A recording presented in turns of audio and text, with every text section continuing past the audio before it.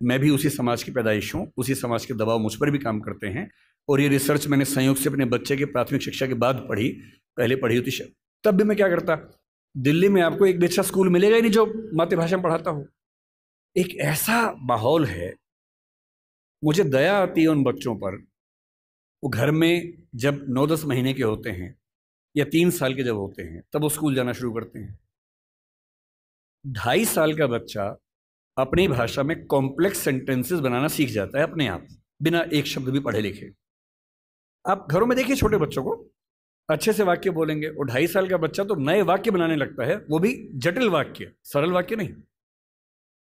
उस बच्चे की इतनी गहरी पकड़ एक भाषा में हो चुकी है, एक भी दिन स्कूल नहीं गया है। और इसलिए मातृभाषा का अध्यापन जब स्कूल में होता है, टीचर को पता होता है कि बच्चे को भाषा पहले से आती है, इसे दुरुस्त करना है, सिखाना नहीं है जीरो से। और वो बच्चा बड़े अच्छे मूड से स्कूल गया, उसे मम्मी को टाटा किया, स्कूल जाके पता लगा टाटा नहीं बोलना, बाय बोलना है। उसकी दुनिया खिसक जाती है उसके पैर के नीचे से। वहां उसे पता लगता है कि भिंडी नहीं है, ये लेडी फिंगर है। तुम जो लाए हो वो आलू नहीं है, पोटैटो है। रोटी नहीं है, ब्रेड है। ठीक है, ब्रेड तो वो होती है नहीं, वो सब ब्रेड्स होती हैं। समोसा है ही नहीं इंग्लिश में, उसको पता लगा कि होता ही नहीं है तो। और वो बेचारा एक अजीब सी कश्मकश में है। उसे अपनी भाषा में सीखना था कि जीरो क्या होता है, संख्या क्या होती है, एक क्या होता है। उसे अपनी भाषा में सीखना था कि सरकार क्या होती है, दुनिया क्या होती है, चलती कैसे है। उसे सीखना पड़ रहा है कि पहले ये समझो कि दुनिया नहीं वर्ल्ड होता है। अब उसकी आधी से ज्यादा ऊर्जा वर्ल्ड पे अटकी हुई है और बाकी बची खुची ऊर्जा से वो समझ रहा है कि वर्ल्ड होता क्या है। उसकी आधी ऊर्जा लगी नंबर शब्द याद करने में, ना कि ये समझने में कि संख्या क्या होती है, नंबर क्या होता है। एक अजीब सी साजिश दुनिया भर में चल रही है कि दुनिया के हर बच्चे को उसकी मातृभाषा से बचपन में ही वंचित कर दो। उसे एक ऐसी भाषा में सिखाओ जहां उसके लिए वो भाषा सीखना अपने आप में चैलेंज हो। और इसलिए आप देखेंगे कि अगर ज्ञान की दुनिया में दुनिया भर की भाषाओं के आम आदमी शिरकत नहीं कर पा रहे हैं, गलती से भी ये मत सोचिएगा कि दिमाग वाले लोग बहुत कम होते हैं और वही आगे बढ़ते हैं। दिमाग वाले अधिकांश लोगों को बचपन में ही खत्म कर देने की साजिश दुनिया भर में चल रही है। और जो अपनी भाषा में पढ़ ही नहीं पाएगा वो कैसे आगे बढ़ेगा, कैसे सीखेगा। मैंने 10वीं क्लास तक हिंदी माध्यम से पढ़ाई की है, उसके बाद अंग्रेजी सीखी है, ठीक से सीखी है। अंग्रेजी मुझे कहीं कोई समस्या नहीं आती है, इसमें क्या कोई परेशानी है। मैं आज भी अपनी भाषा में गीत सुनने में ज़्यादा खुश होता हूँ।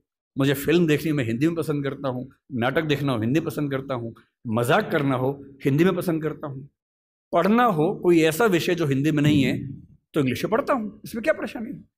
लेकिन मुझे कोई बचपन से ही मजबूर करे कि मुझे दूसरी भाषा में, संयोग से अंग्रेजी है, फ्रेंच भी हो सकती थी, पुर्तगाली भी हो सकती थी, जो जीत जाता उसकी भाषा ढो रहे होते। ज्ञान विज्ञान की दुनिया में मेरा निजी विश्वास है इस वर्चस्व को तोड़ना बहुत जरूरी है। हम हिंदी में हजारों शब्द क्रिएट नहीं कर पाएंगे 2 दिन में, सही बात है, मुश्किल है।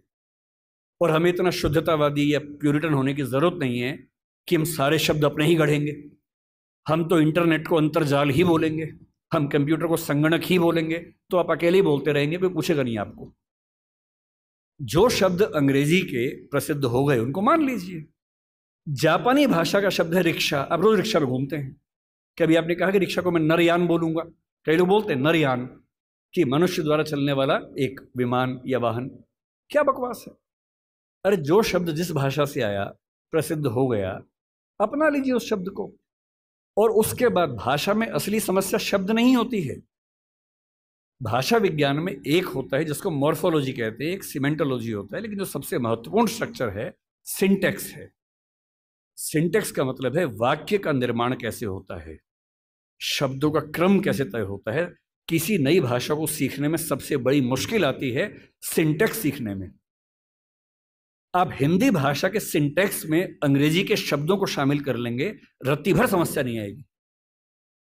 और इसलिए जिसको हम कहते हैं कि अंग्रेजी माध्यम है और हिंदी माध्यम है, कहने की बातें हैं, मैं अंग्रेजी माध्यम में बच्चों को खूब पढ़ाता हूँ, 8-8 घंटे दिन में पढ़ाता हूँ, और वहाँ भी देखता हूँ कि जैसे कोई मुश्किल कंसेप्ट आता है, जब तक अंग्रेजी में पढ़ाने के बाद हिंदी में भी ना समझा दूँ, उनके चेहरे पर 12 बजे रहते हैं, क्योंकि वो हिंदी भाषी समाज के बचपन से लगातार हिंदी बोलने समझने वाले और अंग्रेजी माध्यम लेके एक ज्ञान की भाषा के तौर पर अंग्रेजी पढ़ने वाले व्यक्ति हैं।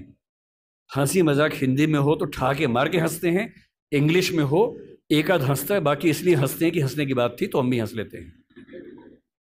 नहीं बात बनती। मन की भाषा, आत्मा की भाषा अलग भाषा होती है, ज्ञान की भाषा अलग भाषा होती है, इसमें कहाँ कोई दिक्कत है।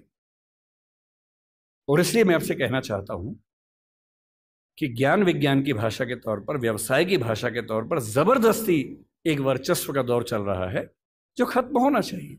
मुझे खुशी है कि हमारी वर्तमान सरकार इस मामले में, मैं किसी राजनीतिक दल से ताल्लुक नहीं रखता हूं, मुझे ना सरकार का समर्थक माना जाए ना विरोधी माना जाए, क्योंकि मैं सच में दूरी बना के रखता हूं, बहुत दूर बना के रखता हूं। मैं मुद्दों पर तारीफ करता हूं, मुद्दों पर आलोचना करता हूं। भाषा के मामले में वर्तमान सरकार बेहतर काम कर रही है, ये सही बात है। कई स्तरों पर हमने देखा है।